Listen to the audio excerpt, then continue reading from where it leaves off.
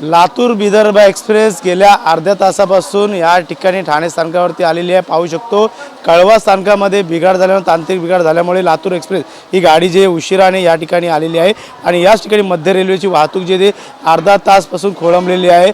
Latur Vidarbha express ही सकाळची वेळ आहे आणि याच ठिकाणी गावावरून येणारे जे लोक आहेत ते आता मुंबई असेल ठाणे असेल या ठिकाणी उतरताना आपल्याला पाहायला मिळतं। मात्र ही गाडी तांत्रिक बिघाड झाल्यामुळे मध्य रेल्वेच्या वाहतुकीवरती परिणाम झालेला आहे। अर्धा तास जवळपास उशिराने मध्य रेल्वेच्या फास्ट ट्रॅकवरच्या गाड्या जे ते धावत आहे। याच ठिकाणचे जे नागरिक आहेत आपण त्यांचे कुठून आलात आणि गाडी कुठं बिघडलेली होती, कशा प्रकारे, किती वेळ झाला? आता आलोय, पुण्यातून आलोय मी। इथं अर्धा तास झालं गाडी थांबलेलीच आहे। ती पोलीस आले होते, ती म्हणलं उतरा, एवढंच म्हणलं, काही एवढं नंतर कुठं चाललात तुम्ही? दादर जायचं होतं आम्हाला, दादर जायचं होतं। हां, काय कारणास्तव या ठिकाणी अनाउन्समेंट झाली आहे का, काय सांगितलं का या ठिकाणी? इथल्या गाडी पुढे जाणार नाही मग खाली उतरा। हां, नक्कीच तुम्ही पोलीसवाल्याने बोलले की खाली उतरा, पुढे जात नाही गाडी, म्हणून बोलले की खाली उतरला।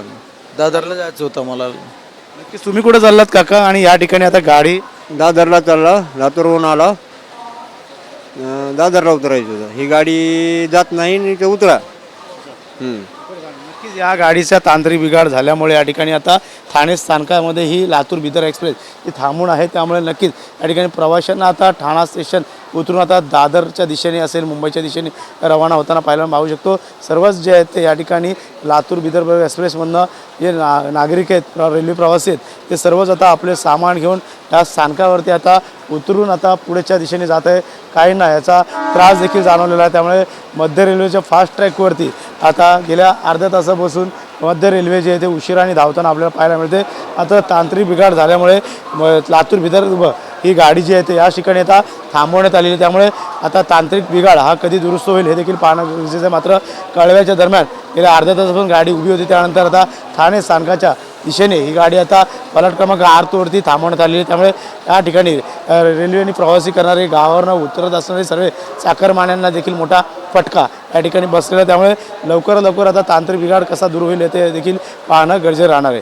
कॅमेरा रोशनसह गणेशोरा, TV9 मराठी, ठाणे।